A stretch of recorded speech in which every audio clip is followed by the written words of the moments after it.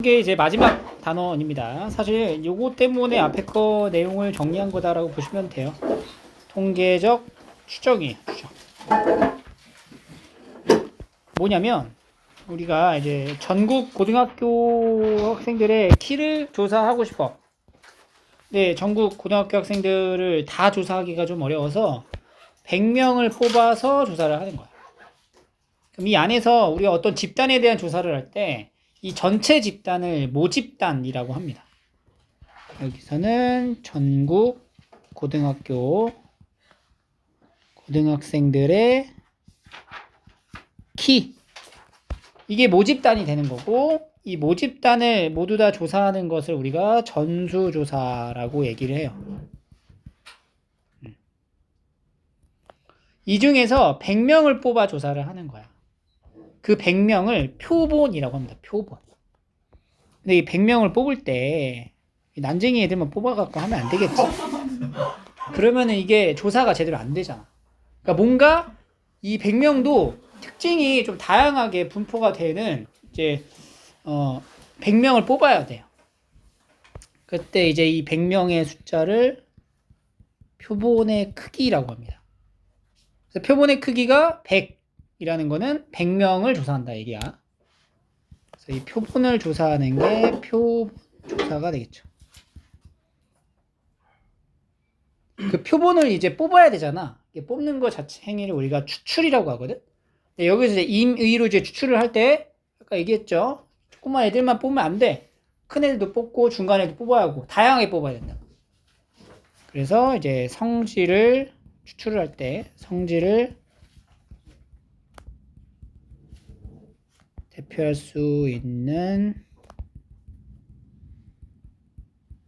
표본을 추출하세요.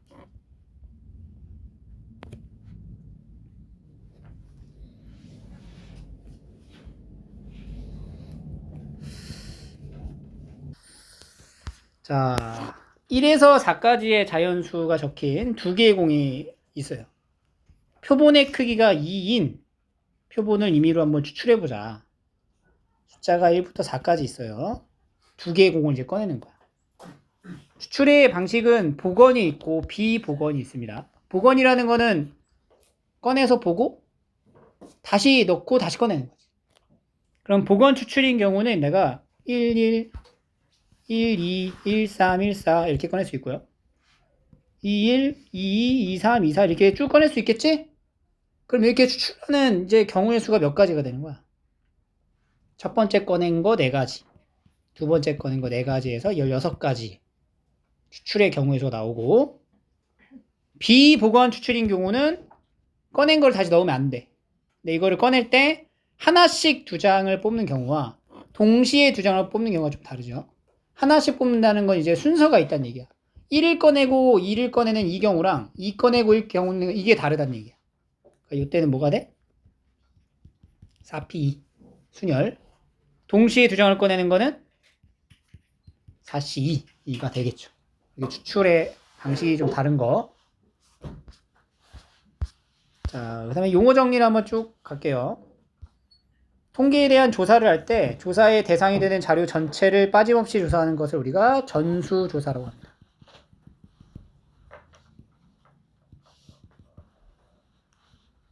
지금 이재명 대통령님이 딱 치면 전수조사해 이렇게 딱 얘기한다. 근데 실제 전수조사를 못하지.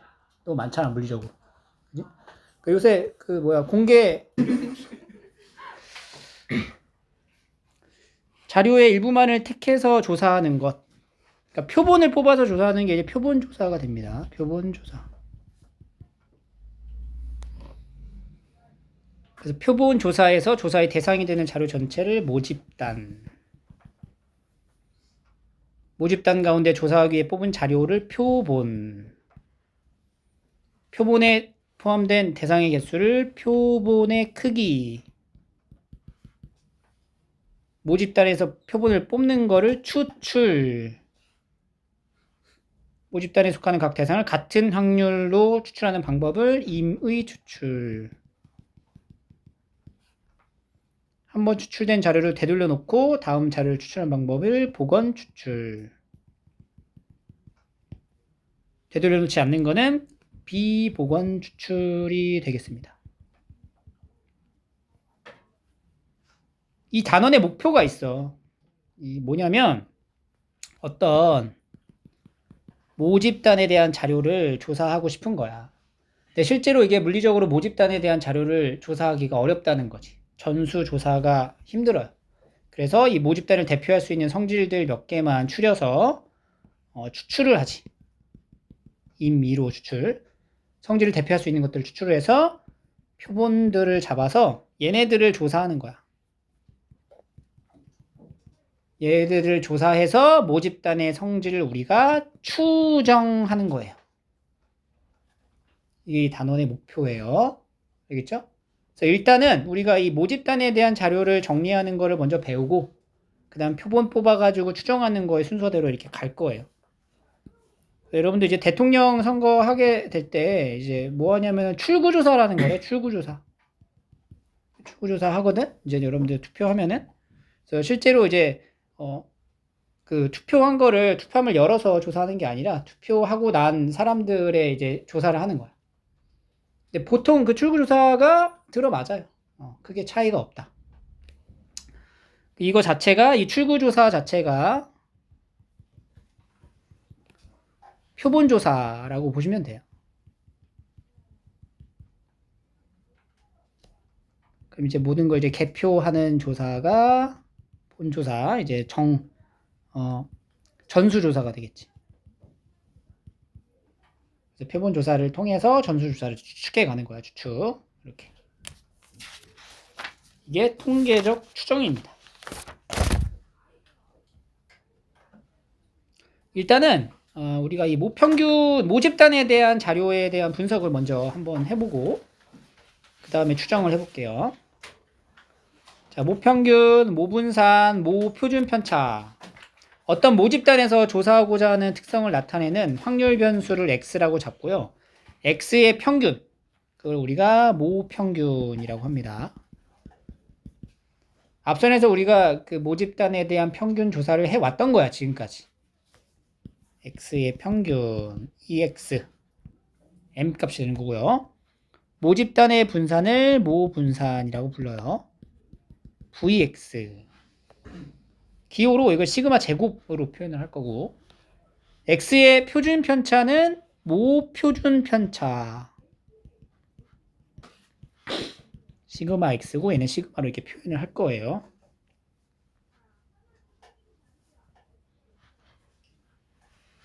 전체 집단 안에 들어있는 평균 분산 표준 편차를 얘기한 거야. 오케이. 근데 이번에는 각각의 표본들을 조사를 할 거잖아. 이 자료 안에, 모집단 자료 안에 표본들이 이렇게 있는 거예요.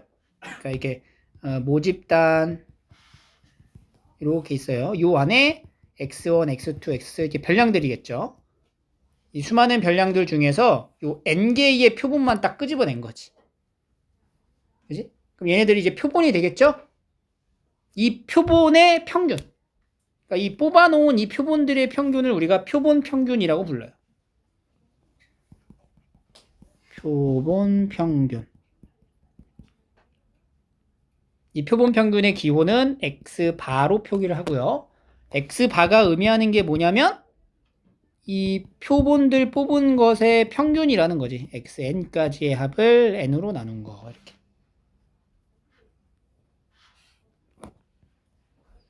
그럼 이제 이 표본들에 대한 분산, 이걸 우리가 표본 분산이라고 부르고, 표본 분산은 S제곱 이렇게 이제 기호로 나타낼 건데, 분산을 어떻게 구하니? 분산이 뭐야? 편차 제곱의 평균이죠? 그럼 여기서 편차 제곱이라 하는 건 x1에서 x바를 뺀 거지? 그거를 제곱해서 일단 다 더해주고 난 다음에 빼는 거예요. 나누는 거야. 뭘로 나누냐면 n-1로 나눕니다. 그렇게 하래 그냥.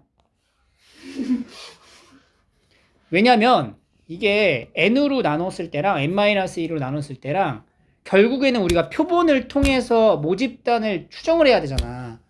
최대한 오차가 줄어들어야 돼. 오차가 줄어들기 위해서는 n으로 나누는 게 아니라 n-를 나눠야 합니다. 알겠죠? 정도면 돼요. 그냥 그런가 보다 하고 넘어가시면 됩니다. 여기는. 그래서 실제의 모 분산과의 오차를 줄이기 위해 n 대신 n-1을 쓴다. 라고 생각하시면 됩니다. 그러면 이들의 표준 편차는 표준 편차라고 하고 S가 되겠죠. 분산의 루트를 한 게 표준 편차가 됩니다. 알겠죠? 그러니까 모집단이 요만큼 있어요. 모집단에서의 모평균 M 모분산 시그마 제곱 모표준 편차 이렇게 되는 거지. 여기서 일정 구분의 표본을 추출해서 조사를 하는 거죠. 그때 표본의 크기를 n으로 잡으면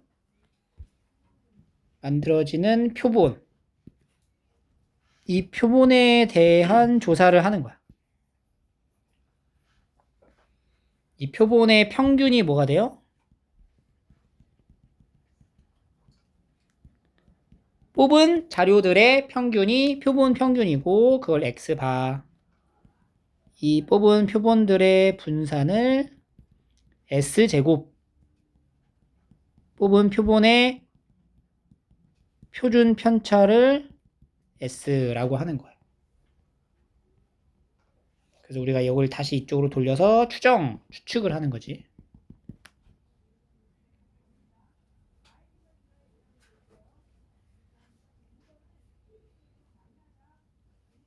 근데 실제로 이제 표본들에 대한 평균 있잖아.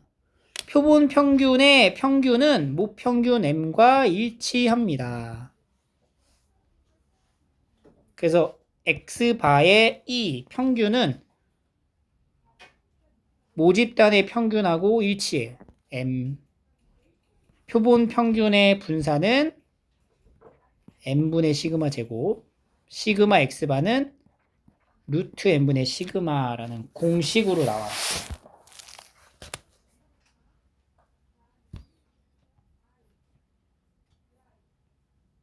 자, 다시 지금 뭘 한 거냐면 모집단 안에 표본 크기가 n을 뽑은 그 자료들의 평균과 분산과 표준 편차를 이렇게 나타낸 거야. 이해가 되지? 그러면 이런 표본 평균들이 있을 거야. 응? 왜냐면 예를 들어 자료가 이런 거야. 봐봐. 여기 봐봐. 이해를 돕기 위한 설명을 꼭 합니다. 모집단에 이렇게 10개의 이제 자료가 있었어요. 이 중에서 표본의 크기가 2인 복원 추출을 할 거래. 그럼 표본의 크기가 2라는 거를 몇 개 뽑아라. 2개를 뽑을 거야. 복원으로. 그러면 어떻게 뽑을 수 있냐면은 x1, x1 이렇게 뽑을 수 있어요. 일단. 그리고 x1, x2 이런 식으로 뽑을 수 있겠지? 이러한 표본들을 뽑았을 때 나오는 경우의 수가 총 몇 가지가 나올까? 100가지가 나오겠죠. x10, x10까지. 그때 말하는 표본 평균이라는 거는 이 x1과 x1 뽑은 이 표본의 평균을 말한다고.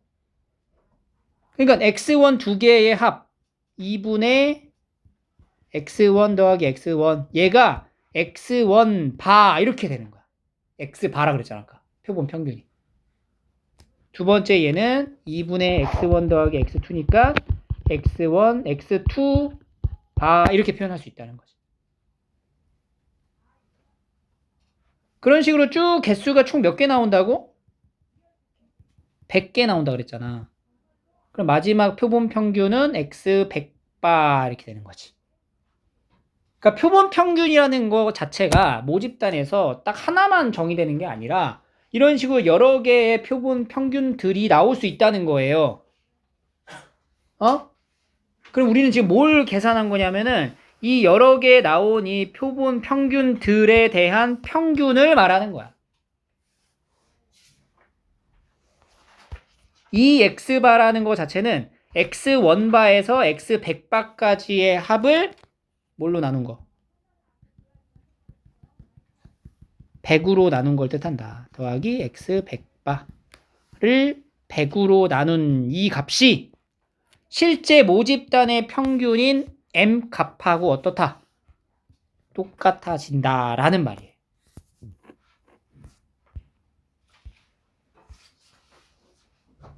두 번째, 분산. 분산이야. 이것들에 대한 분산이죠. 그럼 분산은 어떻게 만들었어? 편차 제곱의 평균이라고 했죠. 편차 제곱의 평균이니까 x1바에서 빼기 평균인 m을 빼고 제곱. 이것들을 다 더하는 거지. 쭉 가서 x100바 마이너스 m 제곱을 몇 개? 100개로 나눈다. 얘가 바로 표본 평균을 확률 변수로 갖는 분산의 값이 되는 거예요. 표본 평균의 분산이라고 얘기를 하는 거지. 그러면 이때는 분산이 시그마 제곱이었는데 모집단의 확률 변수에 따른 분산은 시그마 제곱이었는데 표본 평균이라는 확률 변수에 대한 분산의 계산은 n분의 시그마 제곱으로 된다. 여기서 n 값은 뭐가 돼요? 2개 뽑았잖아. 그지? 2분의 시그마 제곱 이렇게 되는 거지. n 이게 2니까. 이제 공식으로 쓸게요. n분의 시그마 제곱 이렇게. 그리고 표준 편차는 여기다 루트 씌우면 되기 때문에 루트 n분의 시그마가 되는 거예요.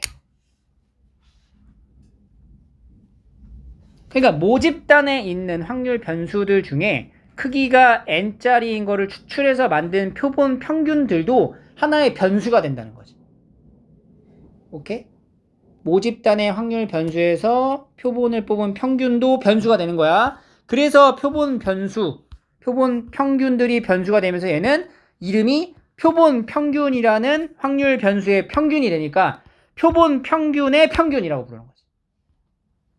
표본 평균의 분산, 표본 평균의 표준 편차라고 하는 거고, 지금 헷갈리지 말아야 되는 거는 이 모집단 표본을 뽑을 때의 분산의 계산과 지금 여기서 표본 평균이라는 확률 변수의 분산의 계산은 다른 거예요. 이거는 원래 했던 계산이고 위에서 표본의 분산은 여기서 n-1로 빼준다라는 거 요거 때문에 한 거고. 그래서 표본의 크기에 맞춰 추출을 했을 때 그 표본들의 평균들이 하나의 변수가 되는구나. 그 변수에 따른 자료에 이제 정보를 우리가 이렇게 만들 수 있고 그게 이런 공식으로 이어진다. 그럼 왜 이런 공식으로 이어지는지를 한번 예시를 통해서 한번 밝혀볼게요. 자, 135의 숫자가 각각 적힌 3장의 카드가 들어있는 주머니에서 한 장의 카드를 추출할 거예요. 그냥 한 장을 뽑으란 얘기예요. 그러면은 그때 나오는 확률 변수, 숫자가 확률 변수가 돼. 135. 그러면 1이 나올 확률은 3분의 1. 3이 나올 확률, 5가 나올 확률을 3분의 1로 이거 자체는 그냥 뭐냐면 모집단에 대한 자료가 되는 거야. 그래서 이제 모평균, 모집단의 자료가 모평균 얼마? 곱해서 더하면 되죠. 3분의 1, 3분의 3, 3분의 5, 3분의 9, 3이에요. 3. 그 다음에 이제 분산은 계산해보면 3분의 8이 나오고요. 표준 편차는 루트 3분의 8입니다. 우리가 앞에서 계속 해왔던 이산 확률 분포의 평균 분산 표준 편차 구하는 방식이랑 같은 거지 지금. 결국엔 모집단에 대한 자료를 조사한 거야. 여기서 복원 추출로 카드를 한 장씩 2번 뽑았을 때의 표본 평균을 확률 변수로 새롭게 가져가라 이 말인 거예요. 그럼 135 숫자 카드 중에 2개를 뽑아봐. 가장 작게 뽑으면 뭐가 뽑힐 수 있냐? 1, 1 뽑아. 그리고 1, 3 뽑을 수 있죠? 1, 5 뽑을 수 있어요. 1하고 1을 뽑게 되면 이때 표본 평균은 어떻게 돼? 나중에 적을까? 31, 33, 35, 51, 53, 55까지 총 9가지가 나오는데 이 중에서 1, 2를 뽑았을 때 표본 평균 값은 1. 이때 평균은 2, 3. 요때 2, 3, 4, 3, 4, 5 이렇게 되는 거야. 그럼 표본 평균이라고 하는 변수가 1부터 몇 가지 있어? 5까지 있게 되는 거지. 이때 x바 표본 평균의 확률값 1이 나올 확률은 9분의 1, 2가 나올 확률 9분의 2, 3은 9분의 3, 9분의 2, 9분의 1. 합계가 1인 거고요. 여기 안에서의 이제 평균을 계산해 보면 평균 그대로 계산하듯이 이렇게 쭉 이제 곱해가지고 더하시면은 9분의 27 해서 3이 나오고요. 분산은 3분의 4가 나오고 표준 편차는 루트 3분의 4가 나온다 라는 거예요. 확률 변수가 x바일 때에 대한 분산 표준 편차를 다 구했어. 자, 그러고 났더니 이제 비교를 하는 거야. 이 x바랑 요 이 x가 어때요? 똑같다. 그지? 그리고 분산, 표본 평균의 분산과 그냥 분산, 모집단의 분산이 어때? 차이가 나지? 어떤 차이가 나? 분산, v x바라는 값은 표본의 크기인 2로 vx를 나눈 값하고 같아진다는 거죠. 얘가 3분의 4잖아. vx가 얼마였어? 3분의 8이었잖아. 2분의 3분의 8이었다는 거. 이렇게. 알겠죠? 그리고 이건 이제 루트 해가지고 똑같이 루트 하면 나온다. 그래서 표본 평균이라는 확률 변수에 맞춘 평균과 분산과 표준 편차를 구하는 공식을 모집단에 대한 자료를 통해서 우리가 구해낼 수 있다라는 거예요. 외워야 되는 거지.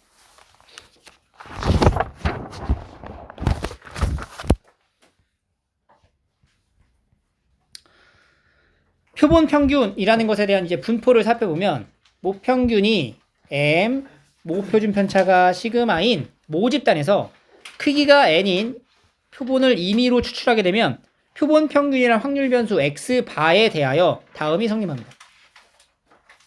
모집단이 정규 분포를 따르게 되면 표본 평균인 x바도 정규 분포를 따릅니다. 알겠죠? 정규 분포로 구성되어 있는 모평균의 표본 평균 x바 역시도 정규 분포를 따르는 거야. 그럼 이 정규 분포의 표현을 할 때는 여기다 뭘 적어줘? 평균을 적어주죠? 평균은 m. 그리고 여기는 뭘 적어줘? 분산을 적어주지? 그럼 x바의 분산이 뭐야? m분의 시그마 제곱이 되는 거죠. 모집단이 정규 분포를 따르지 않더라도 표본의 크기 n이 충분히 크면 x바라는 표본 평균의 이제 확률 변수에 따른 분포는 근사적으로 역시 정규 분포를 따릅니다. 이건 마치 우리가 이항 분포가 정규 분포, 흡사 정규 분포로 이제 전환되는 것 같은 개념으로 생각하시면 돼요.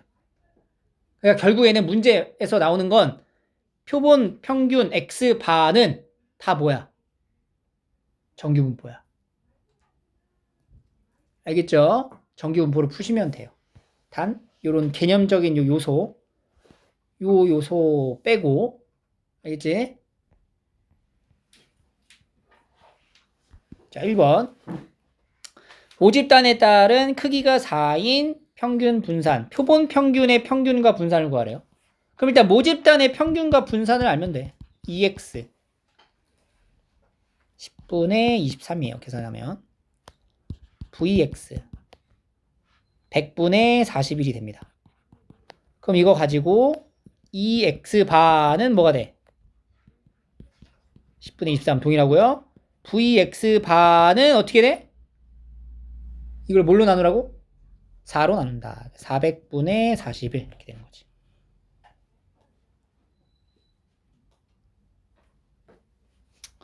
(11224) 숫자가 하나씩 적혀있는 6개의 공이 들어있는 상자에서 4개의 공을 복원 추출할 거다. 4개의 공을 복원 추출할 거다.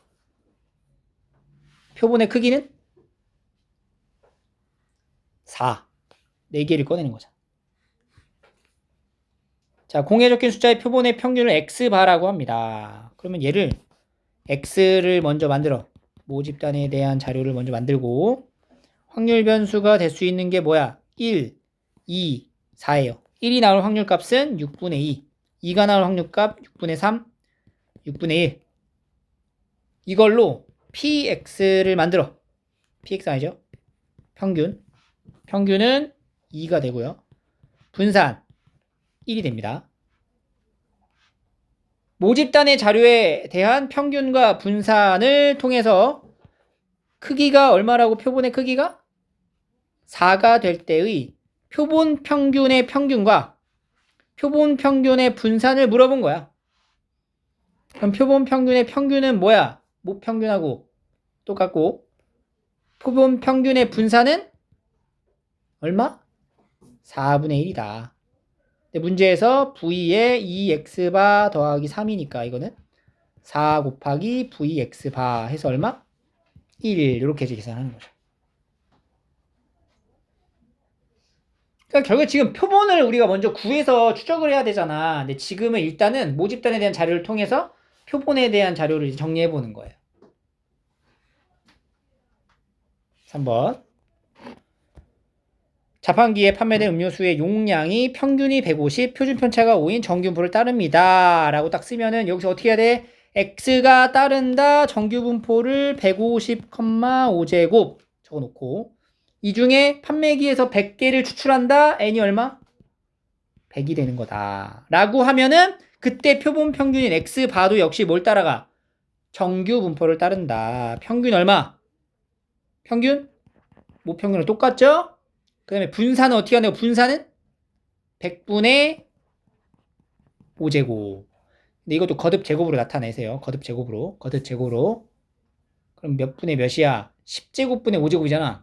2분의 1의 제곱으로 표현을 해야 그래야 뭘 하기가 편해? 표준화를 하기 편한 거지. 자, 이렇게 잡아놓고 이제 여기 x바지 x바 그러면 p에 149, x바 151까지를 표준화해서 표준 정규 분포 표 보고 확률값 이제 구하는 거지. 그러면 p에 149 마이너스 150을 뭘로 나눠? 2분의 1로 나눈 거 z 151 마이너스 150을 2분의 1로 나눈 거 계산하는 거죠. 마이너스 2보다 크거나 같고 2보다 작거나 같은 확률을 구하면 요거 2배 하면 되겠죠? 0.4772의 2배 0.9544 이렇게 푸는 문제예요.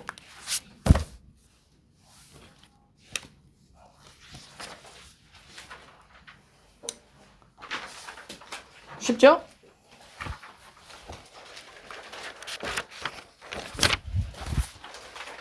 자, 센으로 오셔가지고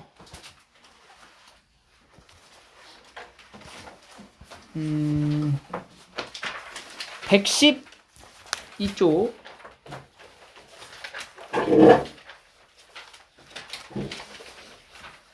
113쪽에 689번까지 한번 풀어보세요.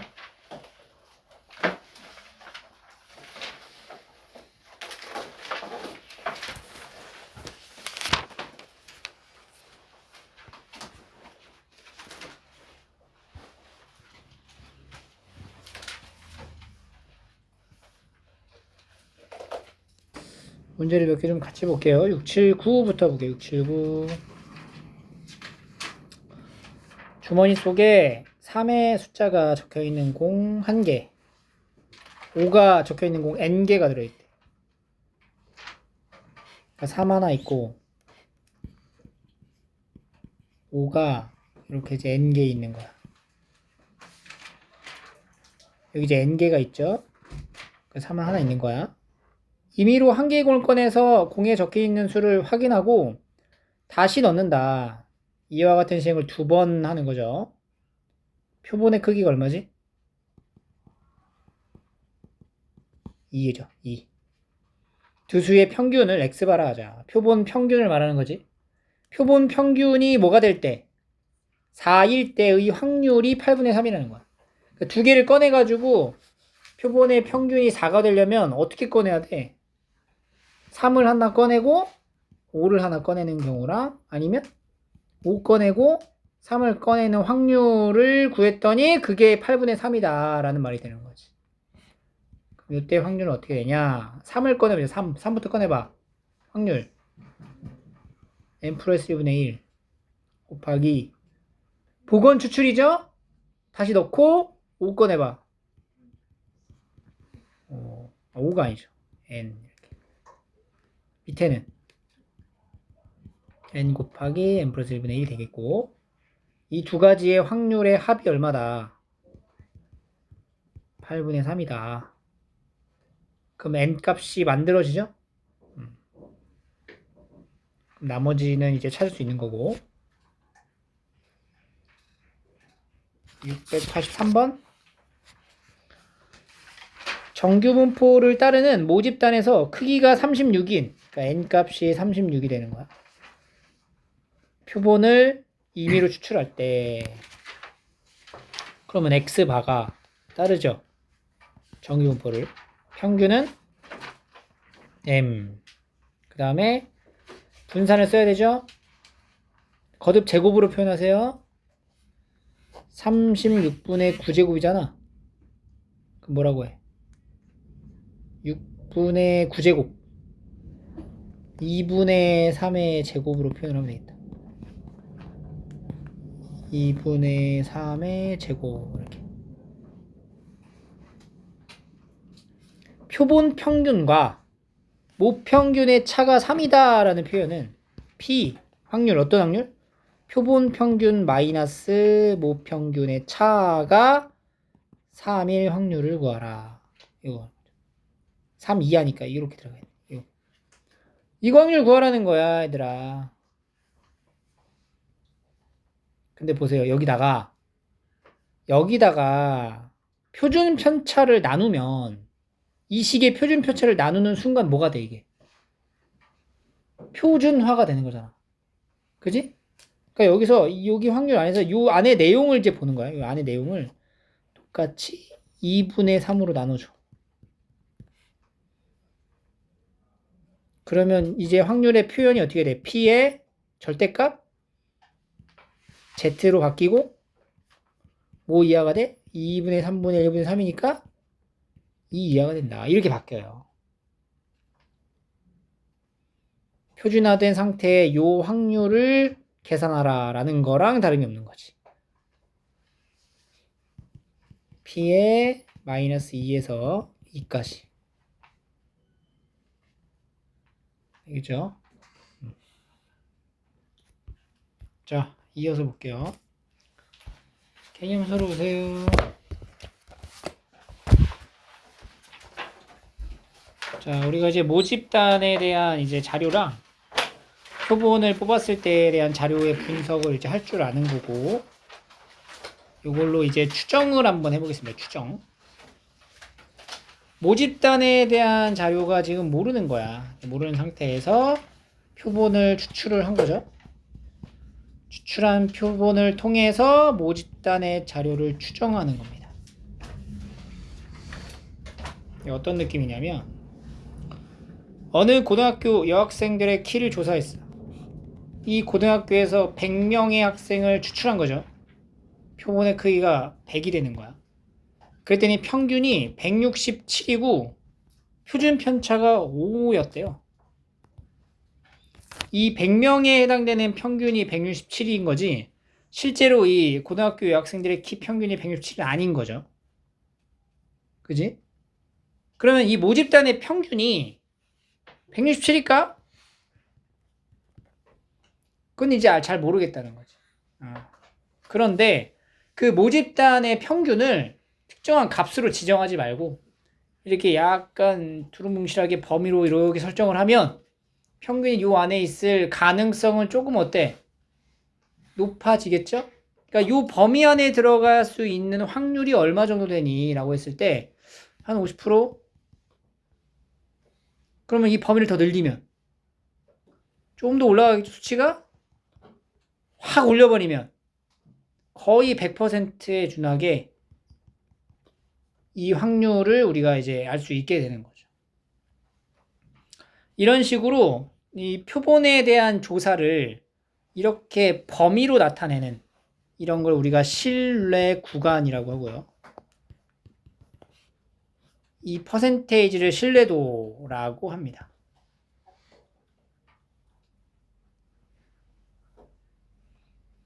모집단에서 추출한 표본을 이용해서 모집단의 성질을 추측하는 것을 추정이라고 하고, 추정이 옳을 확률이 신뢰도,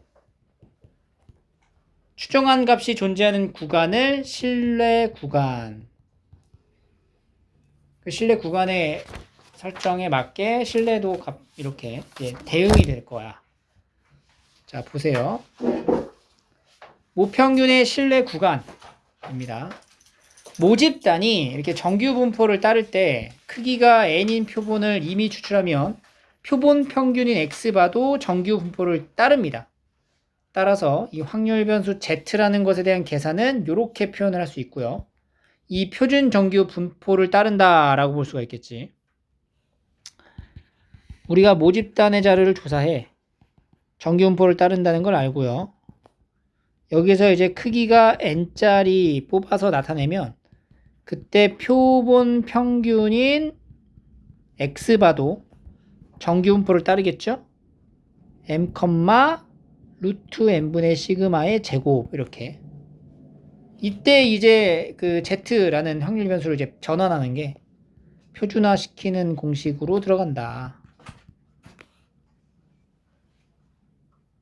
이렇게 표준 정규 분포로 전환해서 우리가 확률값을 구하고 있었잖아? 얘를 이용해서 우리가 신뢰 구간을 만드는 거야.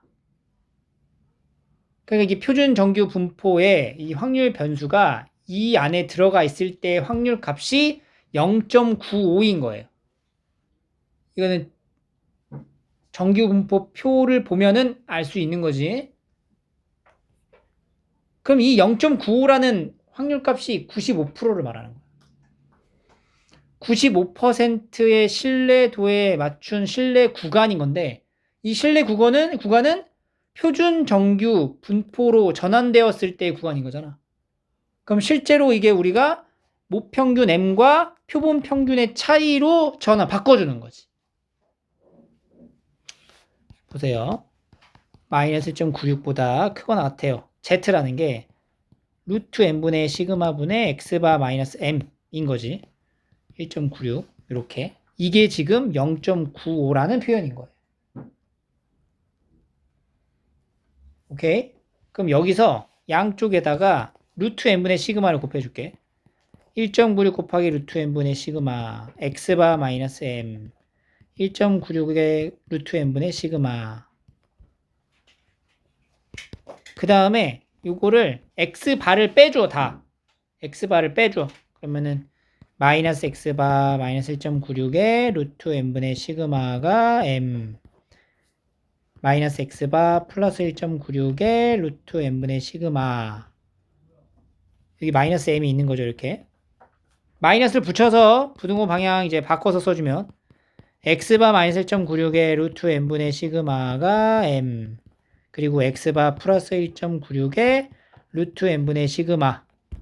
이 확률의 값이 0.95가 된다. 즉 모집단의 평균이 표본 평균의 값 마이너스 플러스 오차 범위에 있을 확률이 95%다라는 얘기인 거예요. 그래서 이 신뢰 구간을 만드는 방법은 표준 정규 분포로 전환하는 그 중간의 과정을 역으로 역산하면 되는 겁니다. 그러면 신뢰도를 좀 더 높였을 때 0.99로 바꿔볼게요. 0.99 거의 99%지. 그러면 P에 마이너스 2.58 그리고 Z가 루트 n분의 시그마 분의 X바 마이너스 M 2.58 이렇게 되겠죠. 얘가 이제 0.99인 거야. 그럼 안에 들어가 있는 요것도 또 루트 n 또 곱해주면은 루트 n분의 시그마 X바 마이너스 M 2.58 곱하기 루트 n분의 시그마 그리고 X바를 빼고 마이너스를 곱하면 중간 생략할게요. X바 마이너스 2.58에 루트 n분의 시그마 M X바 플러스 2.58에 루트 n분의 시그마가 0.99의 확률을 갖는다. 지금 우리가 여기서 나타낸 구간의 범위보다 밑에 나타낸 구간의 범위가 조금 더 넓죠? 그러니까 이 평균, 모집단의 평균이 요 안에 들어갈 확률이 당연히 높아지겠지? 이런 내용인 거예요. 그래서 보통은 이렇게 두 가지 95%랑 99%로 많이 나와요. 근데 이 원리 과정을 기억해야 공식화했을 때 안 잊어먹어. 그리고 꼭 이게 0.95일 때 1.96이고 0.99일 때 2.58이 아닌 거야. 아닐 수도 있어, 문제마다. 그러니까 여기에 이제 공식화되어 있는 결국엔 이 공식이거든, 이 공식. 그러니까 이게 그거야. 그 95%에 대한 신뢰 구간을 이렇게 나타내는 거고 99%에 대한 신뢰 구간을 이렇게 나타내는 거라고. 근데 그게 어디서부터 출발되는 건지를 반드시 알고 있어야 된다는 거지. 알겠죠? 자, 95%의 신뢰 구간 X바 마이너스 1.96의 루트 n분의 시그마 컴마 플러스 1.96의 루트 n분의 시그마로 닫힌 구간으로 이렇게 나타내면 되는 거고요. 신뢰도 99%의 신뢰 구간은 2.58의 루트 n분의 시그마 X바 더하기 2.58의 루트 n분의 시그마 이렇게 나타내면 됩니다. 그럼 신뢰 구간의 길이를 물어보면 여기에서 여기에 값을 빼면 되겠죠? 그러면 2 곱하기 1.96의 루트 n분의 시그마 여기도 2 곱하기 2.58의 루트 n분의 시그마 이렇게 나옵니다.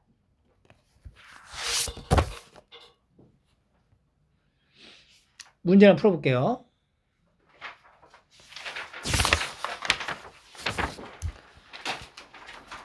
어느 공장에 생산하는 전구의 수명은 정규 분포를 따릅니다. 이 공장에서 생산된 전구 중 100개, 이 100개가 바로 표본의 크기가 되겠죠. N은 100. 임의로 추출해서 수명을 조사한 결과 평균이 1000시간. 여기서 말하는 평균이라는 거는 표본을 뽑아서 나타낸 평균이 1000시간이라는 거야. 즉 X바가 뭐다? 1000이다. 표본 평균이 1000이다. 얘기고요. 표준 편차가 50이다. 여기서 말하는 표준 편차 루트 50. 아니 그냥 50이죠. 표준 편차. 이 표준 편차가 제공되는 것은 그냥 이 표준 편차는 이미 추출한 이 100개에 대한 표준 편차가 아니고 모집단의 표준 편차라고 생각하시면 돼요. 그냥. 알겠죠? 문제 풀이상 그냥 이거는 표준 편차는 모집단의 표준 편차라고 보시면 됩니다. 그러니까 이거를 이렇게 착각하면 안 된다고. 이게 지금 n분의 시그마 루트 n분의 시그마 한 게 50이다 이게 아니고 그냥 시그마 자체가 50인 거야. 표준 편차는. 그러면 95%에 대한 신뢰 구간을 물어봤어. 그럼 봐봐. X바라고 하는 거는 정규 분포를 따를 거예요. 평균은 1000 그리고 루트 100분의 50의 제곱이 되겠죠. 그럼 루트 15제곱이네. 5제곱 10분의 50이니까 5제곱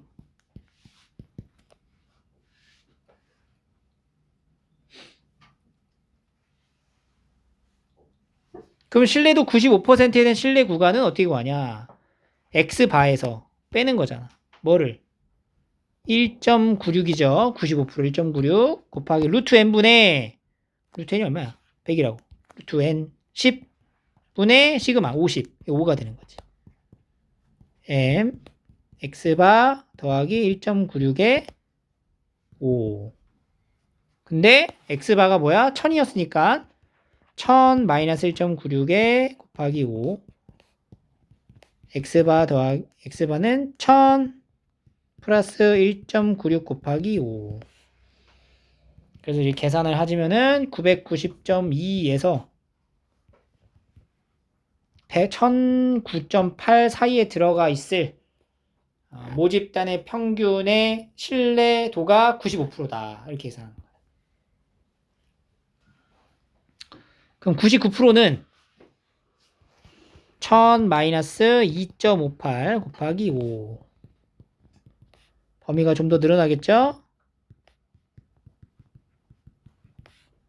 이것도 이제 계산해 주면은 987.1에서 1012.9 이렇게 되는 겁니다.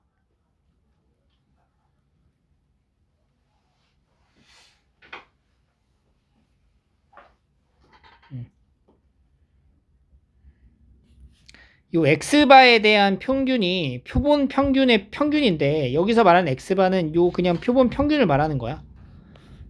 여기 이제 정규분포를 따른다고 하지 말고 이거를 지금 이걸 쓰니까 더 헷갈린다.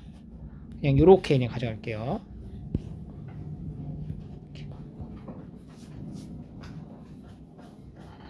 2번 어느 공정에 생산되는 제품의 무게는 표준 편차가 5g. 그럼 얘는 시그마가 5다 이렇게 보시면 되고요. 정규 분포를 따릅니다. 제품의 무게 평균을 신뢰도 95%로 1.96 따라오겠죠? 신뢰 구간의 길이가 0.4 이하가 되게 하려면 신뢰 구간의 길이는 어떻게 구했었어? 여기서요. 여기 이거 빼는 거였지. 그럼 x바가 지워지죠 어차피. 몇 배? 95%의 신뢰 구간의 길이에요. 그러면 2 곱하기 1.96 곱하기 뭐였어요? 루트 n분의 시그마였다는 것이. 2 곱하기 1.96에 루트 n이 얼마예요? 안 나와 있잖아. 루트 n분의 시그마는 얼마? 5가 된다. 이 길이가 0.4 이하가 되는 n의 최소를 구하시오. 계산을 해야 돼요. 이거 계산 나누면은 49보다 크거나 같다. 루트 n이. 그럼 이제 n은 49의 제곱보다 이제 크거나 같겠죠. 2401 이렇게 됩니다. 50-1제곱 계산하면 되겠죠. 50-1제곱 완전 제곱으로. 3번 표준 편차가 0.4인 정규분포를 따르는 모집단의 평균을 신뢰도 95%로 추정합니다.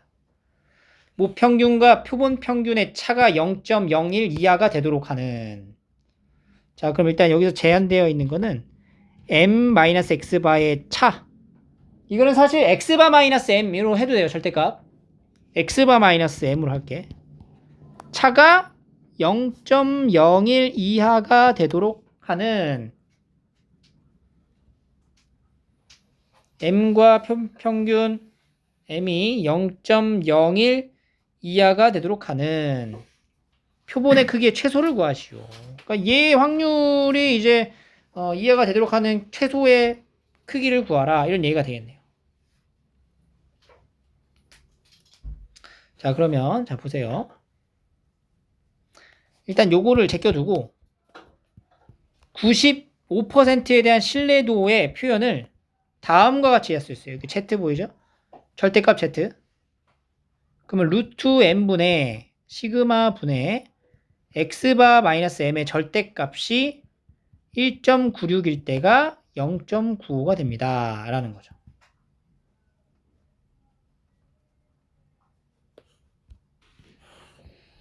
자, 여기서 이거를 넘겨주면 b 절대값 x바 마이너스 m 1.96 곱하기 루트 n분의 시그마로 바뀝니다.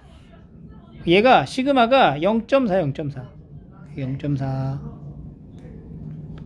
지금 얘가 여기 안에 이제 얘보다 작거나 같을 확률이 0.95다 이런 얘기인 거예요. x바 마이너스 m이 0.01 이하가 될 확률, 차가 0.01 이하가 되도록 하는 표본의 크기의 최소값을 구하는 거거든. 그러니까 여기는 요 영역에 해당되는 영역이 요 안에 들어갈 확률이 95%를 추정하겠다 이 얘기인 거예요 지금. 요 부분에 요 내용하고 이렇게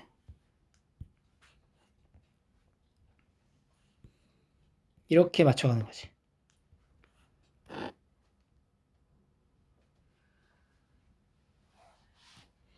그러면 여기 경계 부분과 여기 경계 부분에 이제 관계를 생각해 봐야 되겠죠. 이게 0.95의 확률로 들어가려면 여기 있는 요 값이 요 안에 포함이 되면 곱하기 루트 n분의 0.4가 0.01보다 작거나 같으면 그럼 95%의 확률로 얘가 이 안에 들어갈 수 있다. 이렇게 볼 수 있는 거죠. 그럼 1.96 곱하기 0.4 루트 n 0.01이죠. 196 곱하기 4가 되겠죠. 루트 n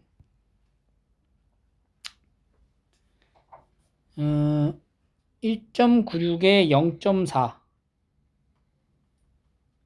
0.01이니까 0.4지 0.4 이렇게 계산됩니다. 그럼 n의 최소는 6146.56이 나오고 최소값은 6147 이렇게 나오는 거지.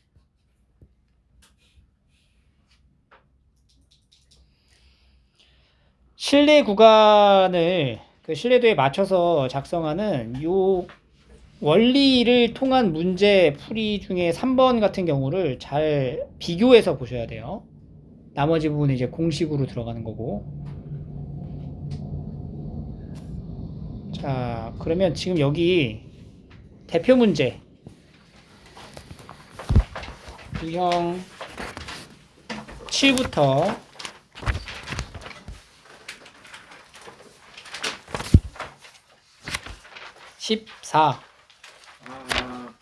14까지 대표 문제만 풀고 정리할게요.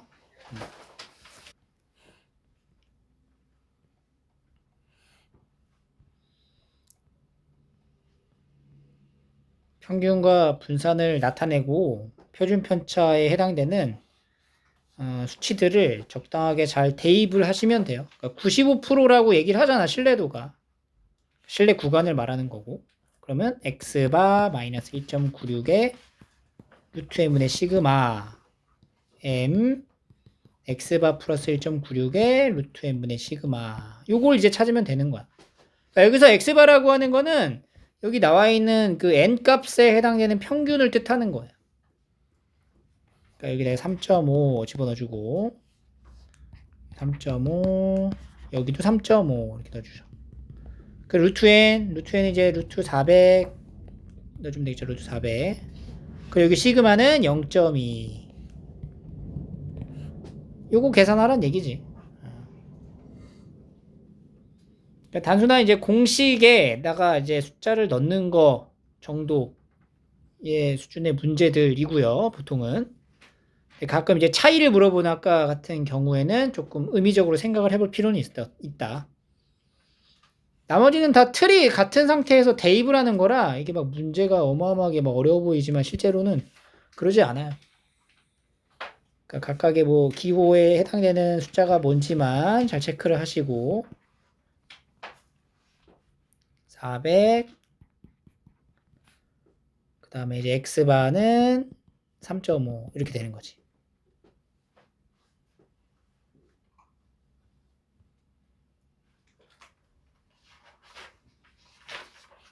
(693번도) 마찬가지로 평균이 m인 정규표를 따릅니다. 100개?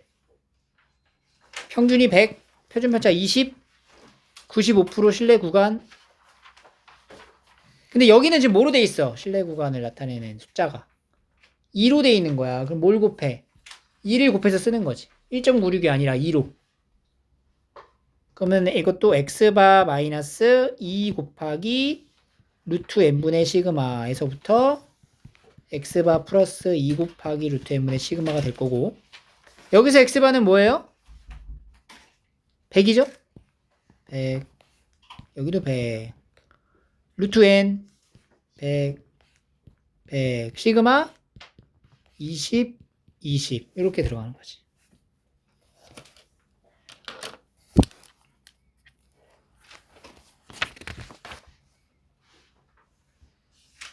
이런 식입니다.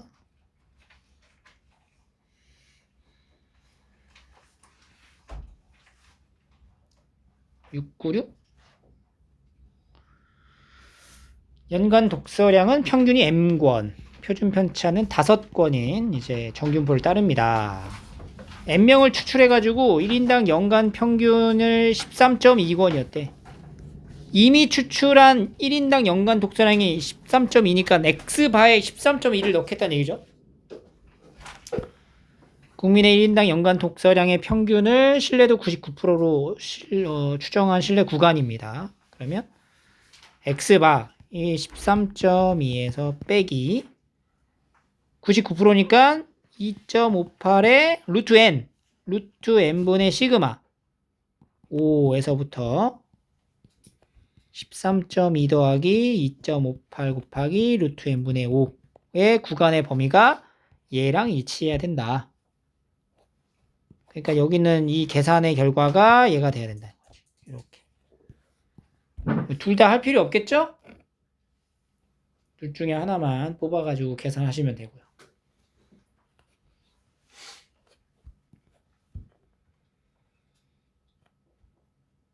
(699번) 비타민C 함유량 표준 편차 400병 추출할 거야. 모평균을 신뢰도 99로 추정할 때 지금 X바가 제시가 안 되어 있어요. 신뢰 구간을 물어보잖아. 신뢰 구간. 신뢰 구간을 물어보게 되면 여기 앞에서 뒤를 빼는 거거든. 그럼 이 X바가 이제 소거가 돼. 그러니까 X바가 필요가 없지. 신뢰 구간으로 가는 거야. 그럼 이제 2배에 아까 우리 그 범위 구간 만든 거 있죠? 만든 거 큰 거에서 작은 걸 뺀다고 생각해봐. 그리고 남은 것만 쓰면 되는 거잖아. 2 곱하기 99니까 2.58에 루트 n분의 루트 400분의 시그마 얼마? 5. 이걸 계산하면 구간이 되는 거지.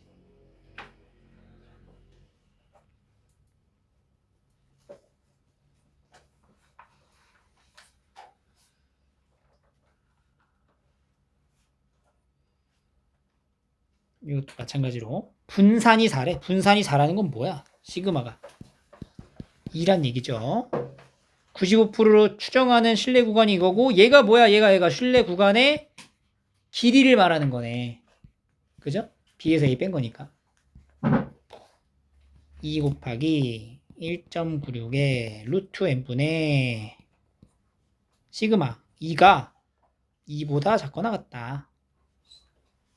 이렇게 부등식이 만들어지는 거죠.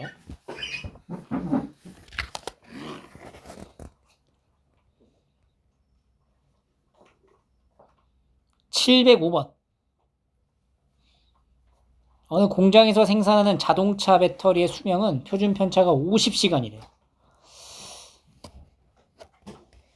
정균표를 따릅니다. 이 공장에서 생산한 배터리 중에서 64개를 추출하여 평균을 신뢰도 알파 퍼센트, 그러니까 알파 퍼센트면은 뭐 95%, 99%에 해당되는 여기가 있어야 돼.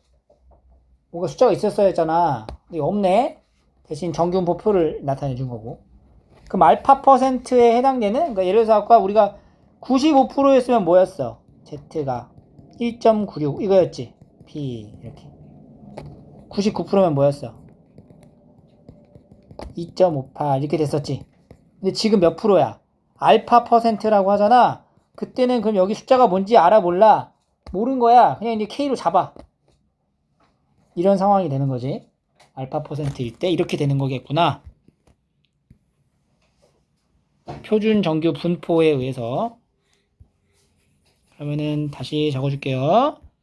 자, P의 Z가 알파 알파가 뭐 K일 때의 확률이 알파 퍼센트가 된다. 알파 퍼센트. 그러면 여기서 실내 구간의 길이가 25라고 하네. 실내 구간의 길이가. 그럼 실내 구간의 길이는 어떻게 구해? 2배에 곱하기 1.96이나 2.58 곱하는 건데 그거 대신 뭐 쓰라고? K를 쓰라고. 곱하기 루트 n분의 시그마 50. 얘가 얼마다? 25가 된다. 그럼 이거 8이죠. 그럼 이거 4죠. 그럼 뭐예요? 이거 2네. 2분의 1? K는 얼마야? K가 2네. 그죠? 그럼 K가 2면 여기에다 2를 넣는 거야. 2 이렇게 넣는 거야. 2.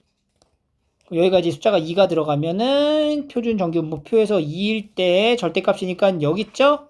몇 배? 2배. 그럼 얼마야? 0.96. 그러니까 몇 프로? 96% 이렇게 대답해 주는 거죠.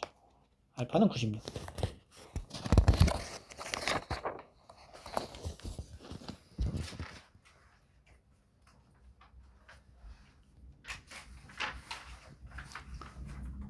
(708번) 표준 편차가 5인 정규분포에서 추출했습니다.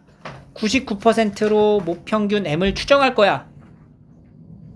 99%로 모평균 n을 추정할 거야. 그러면은 PZ바가 99%가 여기 써있죠. 3 이하가 될 때가 99%다.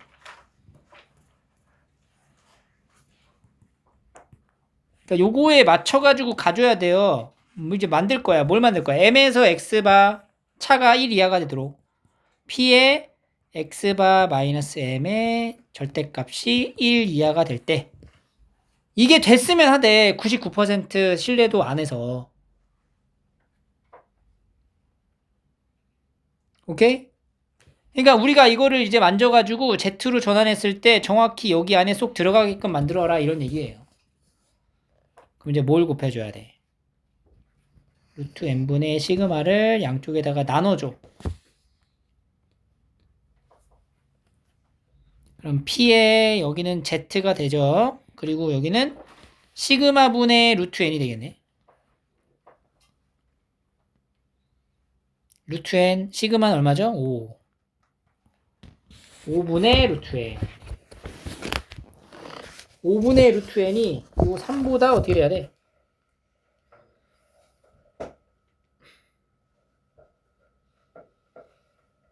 이렇게 들어가는 거죠. 루트 n분의 시그마니까 루트 n분의 5를 이렇게 나누는 거고 루트 n분의 5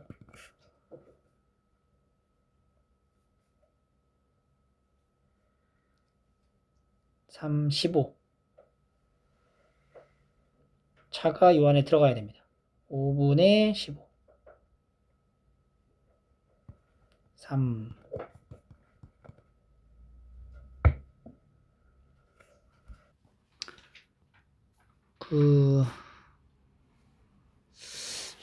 이렇게 풀이하세요. 이게 약간 조금 헷갈릴 수가 있는데 지금 x바 마이너스 m의 절대값이 1 이하가 되도록 하여라. 이게 1 이하가 되어라 라는 거야. 1 이하가. 그러니까 얘를 만족하기 위한 세팅을 해줘야 돼요. 뭘로? 요걸로 가져가는 거지. 그럼 얘가 이제 P의 Z라는 거는 x바 마이너스 m을 루트 n분의 시그마로 나눈 거가 3 이하일 때가 이게 확실한 값이 되는 거야. 99%로. 그러면은 x바 마이너스 m의 절대값이 3 곱하기 루트 n분의 시그마인데 시그마가 5죠? 이렇게 된다.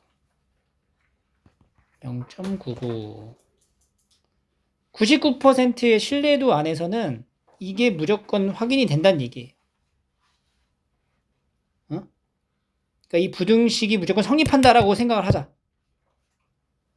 그러면 얘도 똑같이 성립을 하기 위해선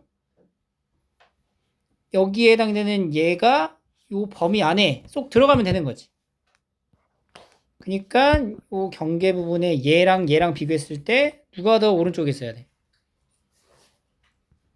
그러니까 이게 99%의 이제 확실한 정보가 되는 거지. 그럼 얘도 확실하게 정보가 되려면, 확실하게 이 안에 들어가게 되려면 루트 n분의 15보다 1이 더 오른쪽에 있을 때. 그럼 요 확률이 만들어질 수 있겠죠. 차가 1 이하가 될 수가 있겠죠. 그래서 최소값은 225 이렇게 나오는 거예요.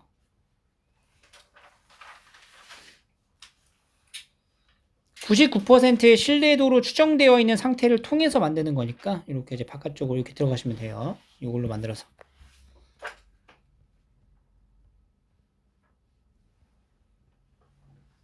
(710번)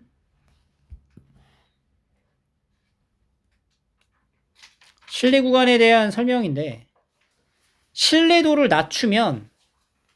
낮추면서 표본의 크기를 크게 하면 신뢰 구간의 길이, 그러니까 신뢰 구간의 길이라는 게 어떻게 측정이 되는 거야? 2 곱하기 여기 뭔가 그거 그리고 루트 n분의 시그마죠. 신뢰도를 낮춘다라는 거는 여기 있는 숫자를 낮춘다는 얘기죠. 표본의 크기를 크게 한다라는 거는 전체적으로 값이 낮아진다는 얘기지. 그럼 신뢰 구간의 길이가 어떻게 돼? 작아지는 거지. 기억은 맞네요. 신뢰도를 낮추면서, 이게 네모를 낮추는 거야. 네모칸을 낮추면서 표본의 크기를 작게 하면 얘는 낮아지지만 얘가 작아지면 전체적으로 커지잖아. 그지? 그러니까 이 네모는 작아지죠. 하지만 얘는 어떻게 되는 거야? 커진다고. 분모가 작아지면은 값은 커지잖아. 그럼 하나는 작아지고 하나는 커지잖아. 그럼 그걸 곱했을 때 어떻게 돼? 모르지? 길어진다라고 하긴 어렵고. 신뢰도가 일정할 때 표본의 크기가 작을수록 신뢰 구간의 길은 짧아진다. 표본의 크기가 작으면 작을수록 어떻게 된다고? 커지는 거죠. 길어지겠죠.